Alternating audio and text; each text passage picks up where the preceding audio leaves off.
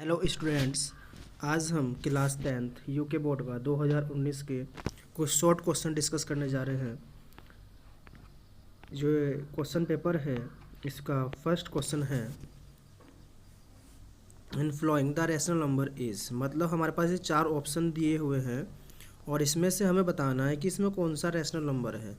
जैसे यहाँ पर ये √4 लिखा हुआ है, तो √4 का मतलब ये हुआ कि जो ये 4 होता है ये किसका स्क्वायर होता है, 2 का, मतलब 4 का स्क्वायर रूट कितना होता है, 2। तो जो √4 है इसको हम क्या लिख सकते हैं, 2 लिख सकते हैं, क्योंकि 4 क्या है, 4 परफेक्ट स्क्वायर नंबर है। तो जो 2 है ये एक रैशनल नंबर है। बाकी √3 जो है ये इरेशनल नंबर है, पाई भी एक इरेशनल नंबर है और 2 + √5 भी एक इरेशनल नंबर है। तो इसका जो करेक्ट आंसर बनेगा वो कौन सा बनेगा, √4। √4 जो है एक रैशनल नंबर है, ये इसका ऑप्शन सही है। चलते हैं नेक्स्ट क्वेश्चन की तरफ। नेक्स्ट क्वेश्चन है कि अगर दो लाइंस 6x - 3y + 10 और kx - y + 9, ये दो लाइन क्या है, पैरेलल हैं। जब दो लाइन पैरेलल होती है तो वो एक दूसरे को कभी भी इंटरसेक्ट नहीं करती। तो ऐसी लाइंस को हम क्या बोलते हैं, ऐसी लाइंस का जो सॉल्यूशन होता है उसको हम बोलते हैं इनकंसिस्टेंट। इनकंसिस्टेंट, अगर किसी भी पेयर ऑफ लीनियर इक्वेशन का आप सॉल्यूशन नहीं फाइंड कर सकते तो इस सॉल्यूशन को हम क्या बोलते हैं, इनकंसिस्टेंट। और ये लाइंस क्या है, पैरेलल हैं। और पैरेलल के लिए यहाँ पर एक कंडीशन लगेगी, A1/A2 = B1/B2 is not equal to C1/C2।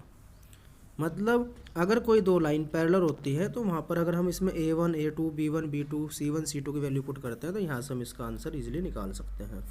तो जैसे क्वेश्चन दिया हुआ है तो इसमें A1 कितना है, 6 है, B1 कितना है, -3 है, और C1 कितना है, 10 है, और A2 कितना है, K है, और B2 कितना है, -1, और C2 कितना है, 9 है। तो इसके अकॉर्डिंग जब हम इस क्वेश्चन को करेंगे तो कैसे बनेगा, ये A1/A2। A1 कितना है, 6, और A2 कितना है, K, मतलब 6/K। और दूसरा क्या है, B1/B2। B1 कितना है, B1 है -3, और B2 कितना है, -1। तो माइनस से माइनस कट जाएगा तो B1/B2 कितना जाएगा, 3/1। और C1/C2, C1 कितना है यहाँ पर, 10, और C2 कितना है, 9। तो C1/C2 कितना हो गया, 10/9। अब इन तीनों रेशियो को हम रखेंगे तो वहाँ से क्या बन जाएगा हमारा, 6/K = -3/-1, क्योंकि A1/A2 = B1/B2 के होता है और C1/C2 के इक्वल नहीं होता। तो शुरू की दो इक्वल वाली कंडीशन हमने रख ली है। माइनस से माइनस कट जाएगा, K को हम इधर लेके जाएंगे और जो 3 जो है ये डिवाइड में चला जाएगा। तो क्या बन जाएगा, ये K = 6/3। जब 6 को हम 3 से डिवाइड करेंगे तो कितना आएगा, 2। तो K की वैल्यू कितनी आ जाएगी, 2 आ जाएगी। तो इसका ऑप्शन कौन सा होगा, सेकंड वाला इसका ऑप्शन जो है सही होगा। आई होप आपके क्वेश्चन समझ में आया होगा। पैरेलल लाइन के लिए कंडीशन जो होती है वो क्या होती है, A1/A2 = B1/B2 is not equal to C1/C2। इसमें हम वैल्यू पुट करेंगे, जो फर्स्ट के दो हैं हमारे ये इक्वल हैं, यहाँ से हम K की वैल्यू इजीली निकाल लेंगे। चलते हैं नेक्स्ट क्वेश्चन की तरफ। Which of the flowing can not be the probability of an event. हमारे पास चार ऑप्शन दिए हैं और इसमें बोल रहा है कि कौन सा प्रोबेबिलिटी का इवेंट नहीं हो सकता। तो प्रोबेबिलिटी क्या होती है, प्रोबेबिलिटी जो होती है, प्रोबेबिलिटी मिनिमम 0 हो सकती है, 0 से बड़ी या 0 के बराबर, या फिर 1 के बराबर, 1 से कम। मतलब अगर प्रोबेबिलिटी की रेंज पूछता है तो प्रोबेबिलिटी की रेंज क्या होगी, 0 से 1 होगी। अच्छा, अगर ये पूछता है कि श्योर इवेंट की प्रोबेबिलिटी कितनी होगी, तो श्योर इवेंट की प्रोबेबिलिटी कितनी होती है, 1। श्योर इवेंट की प्रोबेबिलिटी कितनी होती है, 1। और इम्पॉसिबल इवेंट की प्रोबेबिलिटी क्या होती है, 0। बट इस क्वेश्चन में पूछा है कि कौन सा इसमें प्रोबेबिलिटी नहीं हो सकता। तो इसमें जो प्रोबेबिलिटी नहीं हो सकता वो क्या है, नेगेटिव, -2। प्रोबेबिलिटी कभी भी नेगेटिव नहीं हो सकती, डेट इज़ -2 जो है इसका करेक्ट ऑप्शन है, -2 प्रोबेबिलिटी नहीं हो सकती। अब हम चलते हैं नेक्स्ट क्वेश्चन की तरफ। The area of a circle having radius r। किसी भी सर्कल का एरिया क्या होता है, अगर उसकी रेडियस आर है। बड़ा ही सिंपल क्वेश्चन है। तो एरिया ऑफ सर्कल क्या होता है, पाई आर स्क्वायर। क्या होता है, pi R square. 2 pi R क्या होता है, 2 पाई आर होता है circumference of circle. Circumference of circle क्या होता है, 2 pi R, circumference of circle. चलते हैं नेक्स्ट क्वेश्चन की तरफ। नेक्स्ट क्वेश्चन है the number of tangent that can be drawn to a circle through a point lying outside the circle is. किसी circle के बाहर एक पॉइंट है, इस पॉइंट से सर्कल पर कितनी टेंजेंट खींची जा सकती है। तो इस पॉइंट से सर्कल पर 2 टेंजेंट खींची जा सकती है। तो इसका करेक्ट आंसर क्या होगा, इसका करेक्ट आंसर होगा ऑप्शन थर्ड। ऑप्शन थर्ड जो है इसका करेक्ट आंसर है, 2 इसका राइट आंसर है। चलते हैं नेक्स्ट क्वेश्चन की तरफ। नेक्स्ट क्वेश्चन है find the zeros of the polynomial x square minus 2। X square minus 2 के क्या फाइंड करने हैं, जीरोस फाइंड करने हैं। तो देखो कैसे करेंगे इसको, हम लिखेंगे हम एक्स स्क्वायर माइनस 3, इसके हमें जीरोस फाइंड करने हैं। तो कैसे फाइंड करेंगे, एक्स स्क्वायर 3 को हम लिख सकते हैं √3 का whole square, that is a square minus b square, इसमें आइडेंटिटी लगेगी। और a square minus b square क्या होता है, एक्स माइनस √3 और एक्स प्लस √3। यहाँ पर जीरोस फाइंड करने हैं। जीरोस फाइंड करने के लिए एक बार हम x माइनस √3 को 0 के इक्वल करेंगे, तो यहाँ से x कितना जाएगा √3, और एक बार x प्लस √3 को 0 के इक्वल रखेंगे, तो यहाँ से x कितना जाएगा माइनस का √3। तो यहाँ से यहाँ पर x की वैल्यू एक √3 आएगी और एक क्या आएगी माइनस √3। यही इसके 2 जीरोज हैं। किसी भी क्वाड्रेटिक पोलिनोमियल के 2 जीरोज होते हैं। एक क्या आएगा इसका आंसर √3 और दूसरा क्या आएगा माइनस √3। अगर इसी क्वेश्चन में पूछता कि सम ऑफ जीरोस बताओ, सम ऑफ जीरोस, तो ये इसके जीरोस हैं। अगर आप इसका सम करोगे तो क्या आएगा √3 प्लस माइनस √3, और प्लस माइनस क्या होता है माइनस, मतलब √3 माइनस √3 डेट इज 0। इसका सम कितना आ जाएगा 0। और सम हम ऐसे भी निकाल सकते हैं, sum is equal to minus b upon a, इसके थ्रू भी हम सम फाइंड कर सकते हैं। चलते हैं नेक्स्ट क्वेश्चन की तरफ।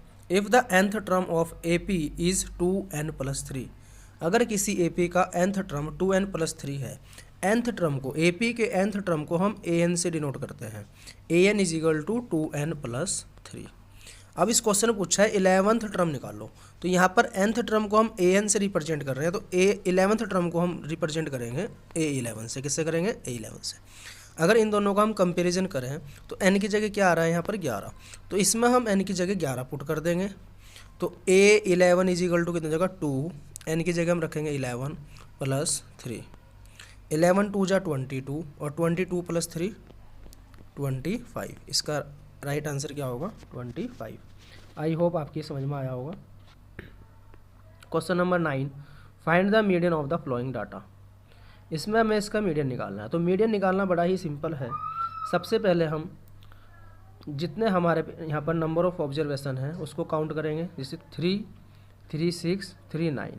तो यहाँ पर नंबर ऑफ ऑब्जर्वेशन कितने हो गए 9, मतलब n इज इक्वल टू कितना हो गया 9। और 9 कैसा नंबर है, 9 है हमारा ओड नंबर। तो इसका मीडियन क्या होगा, इसका मीडियन होगा 9 + 1 मतलब 10 upon 2 that is 5th term. क्या होगा 5th टर्म।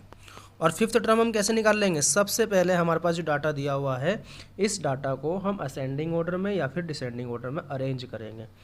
उसके बाद जो 5th टर्म आएगा वही इसका क्या होगा मीडियन होगा। तो जैसे यहाँ पे क्वेश्चन दिया हुआ है, इस क्वेश्चन को सबसे पहले हम किस में अरेंज करते हैं, असेंडिंग ऑर्डर में। Arrange in ascending order, arrange in ascending order. Arrange in ascending order का मतलब क्या हुआ, छोटे से बढ़ता हुआ क्रम। तो सबसे छोटा नंबर इसमें जो है वो क्या है 20, और 20 के बाद जो इसमें नंबर है वो क्या है 25। 25 के बाद जो अगला नंबर है वो क्या है इसमें 28, फिर क्या है 29, फिर 29 के बाद क्या है इसमें नंबर लिखा हुआ, 29 के बाद इसमें नंबर लिखा हुआ है 33, फिर 33 के बाद है 38, फिर है 40, फिर है 42, फिर है 43। ये हमारे 9 टर्म हैं। तो इसमें 4 इधर से छोड़े और 4 इधर से छोड़े, तो जो बीच में टर्म आएगा ये क्या होगा इसका मीडियन। तो यहाँ पे मीडियन कितना हो जाएगा, इसका मीडियन हो जाएगा इसका 33। आई होप आपके समझ में आया होगा। सबसे पहले हमने इसको असेंडिंग ऑर्डर में अरेंज किया, उसके बाद 9 टर्म थे, 4 लेफ्ट साइड से छोड़े हमने और 4 राइट साइड से, तो जो बीच में टर्म आएगा वो क्या होगा, इसका मीडियन होगा। चलते हैं नेक्स्ट क्वेश्चन की तरफ। 2 सिमिलर ट्राइंगल हैं, उसकी साइड्स का रेशियो गिवन है, तो एरिया का रेशियो पूछ रहा है। जब साइड्स का रेशियो गिवन होता है, एरिया का रेशियो पूछता है, तो जो साइड्स होती है उसी का स्क्वायर कर देते हैं हम। तो यहाँ पे क्या आ जाएगा 4/9 का स्क्वायर। 4 का स्क्वायर क्या होगा 16 और 9 का स्क्वायर क्या होगा 81। तो इसका आंसर क्या आ जाएगा 16:81। 16:81। आई होप आपकी क्वेश्चन समझ में आया होगा। चलते हैं नेक्स्ट क्वेश्चन की तरफ। Find the roots of the quadratic equation. जो ये क्वाड्रेटिक इक्वेशन है इसके हमें रूट्स फाइंड करने हैं। तो इसके रूट्स हम कैसे फाइंड करते हैं, जैसे यहाँ पर लिखा हुआ है 9x² - 3x - 20। तो हम यहाँ पर क्या करेंगे, इस 20 की 9 से मल्टीप्लाई करेंगे। जब हम 20 की 9 से मल्टीप्लाई करेंगे तो कितना आएगा 180। अब हमें ऐसे 2 नंबर देखने हैं जिसकी मल्टीप्लाई करके क्या आता हो 180 आता हो, और घटाकर कितना आता हो 3 आता हो। घटाकर कितना आता हो 3। घटाकर क्यों, क्योंकि 20 का आगे क्या है माइनस का साइन है। 20 का आगे क्या है माइनस का साइन है। मैं दोबारा समझा रहा हूँ। 9x² - 3x - 20 के रूट्स फाइंड करने हैं। कैसे फाइंड करेंगे, 20 की 9 से मल्टीप्लाई करोगे कितना आएगा 180। अब माइनस का साइन है तो 2 नंबर इसको घटाकर कितना आता हो जो x के साथ कोफिशिएंट है, मतलब 3 आना चाहिए। तो 180 को फैक्टराइज करेंगे। जब 180 को फैक्टराइज करेंगे तो यहाँ पर 15 और 12 बनेगा। मतलब 15 की जब हम 12 से मल्टीप्लाई करेंगे तो प्रोडक्ट कितना आएगा इसका 180। और जब 15 में से हम 12 घटाएंगे तो कितना आएगा 3 आएगा। तो स्प्लिटिंग ऑफ मिडिल टर्म से हम इसको ईजिली फैक्टराइज कर सकते हैं। चलते हैं नेक्स्ट क्वेश्चन की तरफ। इसी का और वाला क्वेश्चन है, विच टर्म ऑफ AP, इस AP का कौन सा टर्म 78 है। मतलब ये हमें AP दे रखी है, A1 कितना हो गया इसमें 3, A2 कितना हो गया इसमें 8। A1 का मतलब पहला टर्म, A2 का मतलब दूसरा टर्म। 2 टर्म हमारे पास गिवन है, तो यहाँ पर इसका हम कॉमन डिफरेंस फाइंड करेंगे। D कैसे फाइंड करते हैं हम, A2 - A1। तो A2 कितना है, A2 8 है और A1 कितना है 3। तो 8 में से 3 घटाएंगे कितना आएगा 5। ये क्या है D। उसने बोला इस AP का कौन सा टर्म 78 है। तो हम मान लेंगे इस AP का let the nth term of AP is 78। मतलब AN जो है वो 78 है। हमें फाइंड करना है इसमें n। तो कौन सा फॉर्मूला लगाएंगे, AN = A + n - 1 × D। इसमें हम इसकी वैल्यू पुट कर देंगे, AN की, A की और D की, और n इसमें हम फाइंड कर लेंगे।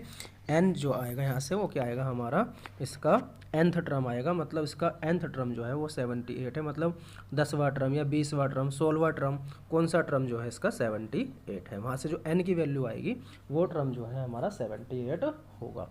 अब चलते हैं हम नेक्स्ट क्वेश्चन की तरफ। यही बड़ा सिंपल क्वेश्चन है। इसमें हमें दे रखा है tan A + B = √3 है और tan A - B = 1/√3 है। A और B की वैल्यू हमें फाइंड करनी है। तो यहाँ पे जो tan A + B = √3 लिखा है, तो √3 tan में किसकी वैल्यू होती है tan 60 की। तो हम इस √3 की जगह हम लिख देंगे नेक्स्ट स्टेप में tan 60 डिग्री। और जब हम दोनों तरफ से tan कंपेयर करेंगे तो यहाँ पर क्या बन जाएगा, A + B = 60 डिग्री बन जाएगा। सेम से इसका सेकंड पार्ट जो हमें दे रखा है tan A - B = 1/√3। तो tan में 1/√3 वैल्यू होती है tan 30 डिग्री की। तो यहाँ से tan कंपेयर करेंगे तो A - B कितना बन जाएगा 30 डिग्री। दोनों इक्वेशन को एलिमिनेशन मेथड से सोल्व करेंगे। A और A 2A हो जाएगा, 60 + 30 90 डिग्री हो जाएगा, 2 डिवाइड में जाएगा तो A कितना आएगा 45। और इस A को हम फर्स्ट इक्वेशन में पुट करेंगे तो यहाँ से हमारा कितना आ जाएगा, यहाँ से हमारा B आ जाएगा 15 डिग्री। तो A की वैल्यू 45 और B की वैल्यू 15 डिग्री। ईजिली हम इसको सॉल्व कर सकते हैं। आई होप आपकी समझ में आया होगा। चलते हैं इसका अगला question, find the coordinate of the point. मैं इसके कुछ इजी क्वेश्चन समझाने की कोशिश कर रहा हूँ जिससे ऐसे बच्चे जो मैथ में थोड़े वीक हैं वो नंबर अपने ला सकें। Find the coordinate of the points. Find the coordinate of the point. हमें एक पॉइंट के कोऑर्डिनेट फाइंड करने हैं जो डिवाइड करते हैं line segment joining the point 4, -3, 8, 5 in the ratio 3:1। तो इस क्वेश्चन में क्या दिया हुआ है, इस क्वेश्चन में हमारे पास 2 पॉइंट हैं, एक ए हो गया, दूसरा क्या हो गया बी। तो ए कितना है 4, -3 और बी कितना है 8, 5। तो इसके बीच में हमने एक पॉइंट ले लिया पी, जिसके कोऑर्डिनेट x, y हमें फाइंड करना है। और ये पॉइंट जो है इस लाइन सेगमेंट को 3:1 में डिवाइड करता है। तो हमें इस पॉइंट के कोऑर्डिनेट निकालने हैं। तो इस पॉइंट के कोऑर्डिनेट फाइंड करने के लिए हम इसमें सेक्शन फार्मूला लगाएंगे। जब हम सेक्शन फार्मूला लगाएंगे तो ये जो 4 है -3 है, ये किसकी वैल्यू होगी, x1 की, ये y1 की, ये x2 की और ये y2 की। सेक्शन फार्मूला क्या है, सेक्शन फार्मूला है coordinate of the point p is equal to mx2 plus nx1 upon में m plus n, comma my2 plus ny1 upon में m प्लस n। इसमें m की जगह हम 3 लेंगे, n की जगह हम इसमें 1 लेंगे और x1 की जगह 4 लेंगे और x2 की जगह 8 लेंगे, y1 की जगह -3 और y2 की जगह 5। इसमें हम वैल्यू पुट करेंगे, कैलकुलेट करेंगे और हमें कोऑर्डिनेट ऑफ द पॉइंट मिल जाएंगे। चलते हैं नेक्स्ट क्वेश्चन की तरफ। 1 card is taken out from a well सफल डेक ऑफ 52 कार्ड्स। मतलब ताश की 52 पत्तों की गड्डी में से एक पत्ता निकाला, तो प्रोबेबिलिटी फाइंड करनी है of getting a red face card, red colour के face card. Total number of face card होते हैं 12, total number of face card होते हैं 12। अब इसमें 2 कलर के होते हैं, एक होता है रेड कलर का, एक होता है ब्लैक कलर का। तो उसने हमारे से सिर्फ रेड कलर का पूछा, तो रेड कलर के फेस कार्ड कितने होते हैं 6। तो number of red face card is equal to 6 और total number of card is equal to 52 और probability of getting a red face card is equal to number of red face card upon में total number of cards, that is 6 upon 52। इसको हम 2 से divide करेंगे, 6 को 3 time कटेगा, इसको हम डिवाइड करेंगे 26। तो इसका आंसर क्या बन जाएगा 3/26। इसी का सेकंड पार्ट है, इसी का सेकंड पार्ट में गिवन है a dice is thrown once, मतलब एक पासे को फेंका जाता है, तो प्रोबेबिलिटी बतानी है इवन नंबर आने की।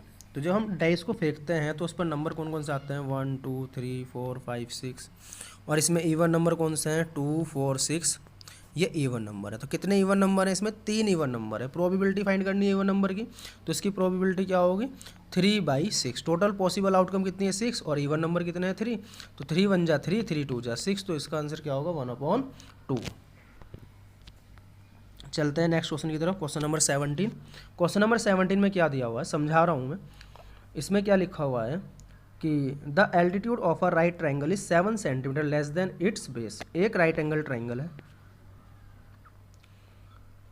राइट ट्राइंगल में ये इसका बेस हो गया, बेस को हमने x मान लिया और ये इसका एल्टीट्यूड हो गया।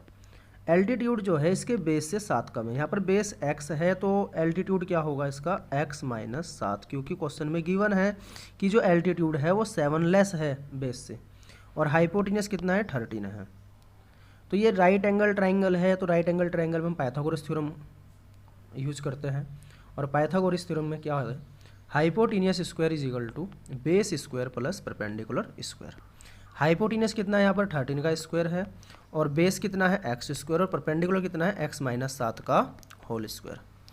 यहाँ से हम इसको सोल्व करेंगे, सोल्व करने के बाद एक क्वाड्रेटिक इक्वेशन बनेगी, उसको फैक्टराइज करेंगे और फैक्टराइज करने के बाद यहाँ पर हमारी x की वैल्यू आ जाएगी और इस x की वैल्यू से हम इसकी 2 साइड्स भी फाइंड कर सकते हैं।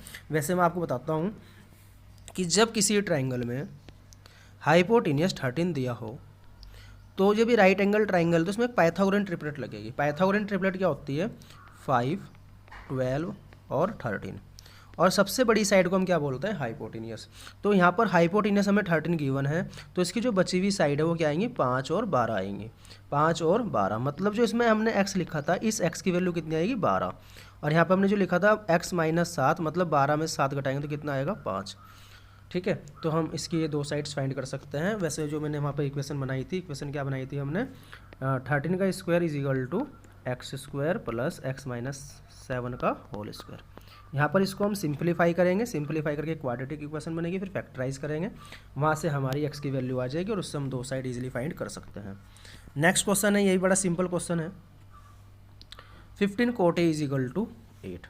Find the value of sine A, sine A की वैल्यू फाइंड करनी है।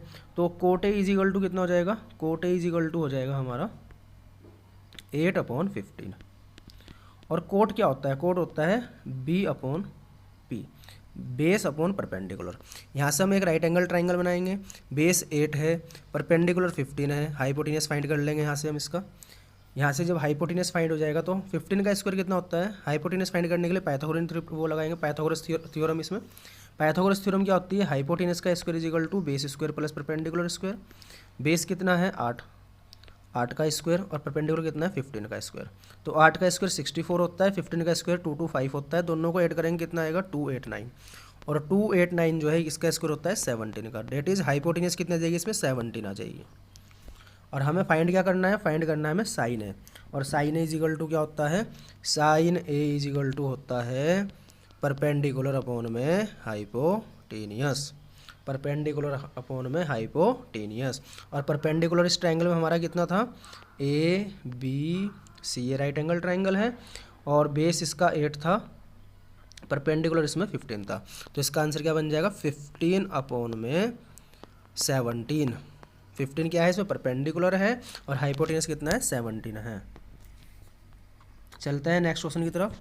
नेक्स्ट क्वेश्चन दिया हुआ है, बड़ा सिंपल क्वेश्चन है ये भी, 3 पॉइंट दिए हुए हैं ट्रायंगल के, और हमें बताना है कि ये राइट ट्रायंगल के वर्टिसेस हैं या नहीं हैं। तो इसके लिए हम क्या करेंगे, जो हमारे पास पॉइंट लिखे हुए हैं ट्रायंगल बनाएंगे ए बी सी। पहले वाले पॉइंट को ए मान लेंगे, फिर बी मान लेंगे, और तीसरे वाले को सी मान लेंगे। यहाँ पर हम तीनों लाइन्स की लेंथ फाइंड करेंगे। कैसे फाइंड करेंगे, distance between a and b, मतलब ए बी फाइंड कर लेंगे, फिर distance between b and c, फिर बी सी फाइंड कर लेंगे, फिर distance between c and a, फिर हम सी ए फाइंड कर लेंगे। और राइट एंगल ट्रायंगल बनाने के लिए ये पाइथागोरस थ्योरम इसमें लगनी चाहिए। पाइथागोरस थ्योरम का मतलब यहाँ पर क्या हुआ, sum of square of 2 sides is equal to the square of the third side, मतलब 2 साइड के स्क्वायर का सम तीसरी साइड के स्क्वायर के क्या होना चाहिए, इक्वल होना चाहिए। तो by converse of Pythagoras theorem से हम बता देंगे कि ये राइट एंगल ट्रायंगल के वर्टिसेस हैं। तो इस क्वेश्चन को आई होप ऐसे कर सकते हैं।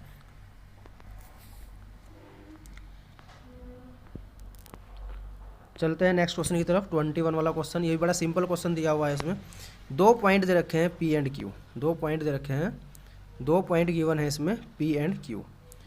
जैसे पॉइंट हमने पी मान लिया, ये मान लिया हमने क्यू। तो पी कितना है 2, और क्यू कितना है 10, वाई। इसके बीच की डिस्टेंस हमें 10 दे रखी है, और y की वैल्यू पूछ रहा है। तो इसमें 2 पॉइंट के बीच की डिस्टेंस का फॉर्मूला लगेगा, that is p q is equal to root of x2 minus x1 का whole square plus y2 minus y1 का whole square.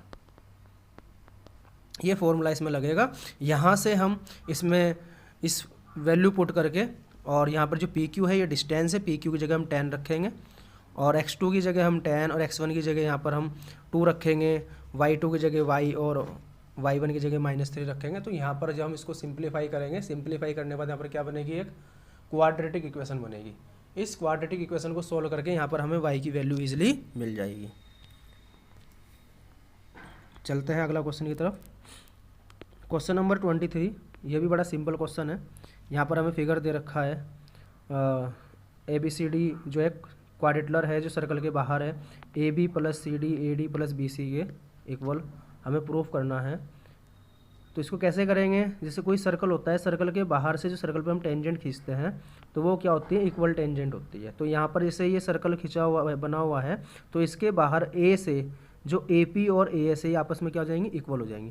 AP is equal to क्या हो जाएगा, AS के हो जाएगा। क्यों, किसी भी सर्कल पर बाहर के एक पॉइंट से जो टेंजेंट हम ड्रॉ करते हैं वो आपस में क्या होती है, इक्वल होती है। तो equal tangents from an external point A, तो AP is equal to AS हो जाएगा। इसी तरीके से हम क्या करेंगे, BP is equal to B से BP और BQ आपस में इक्वल होंगे, मतलब BP इज इक्वल टू किसको हो जाएगा, BQ के हो जाएगा। और सिमिलरली C एक एक्सटर्नल पॉइंट है, सर्कल पर जो टेंजेंट खींचेंगे CR और CQ आपस में क्या होंगे, बराबर होंगे। CR किसके इक्वल होगा, CQ के, और इधर से DR किसके इक्वल होगा, DS के। यहाँ पर हम इसको ऐड कर लेंगे। ऐड करने के बाद यहाँ पर जो AP प्लस BP है, वो ए बी के इक्वल होगा और c r plus d r जो है वो सी डी के इक्वल होगा। मतलब a b plus c d, इधर से जब हम इसको जोड़ेंगे a s plus d s ये ए डी के इक्वल हो जाएगा और b q plus c q ये बी सी के इक्वल हो जाएगा। तो यहाँ से ईजिली प्रूफ हो जाएगा। चलते हैं अगले क्वेश्चन की तरफ।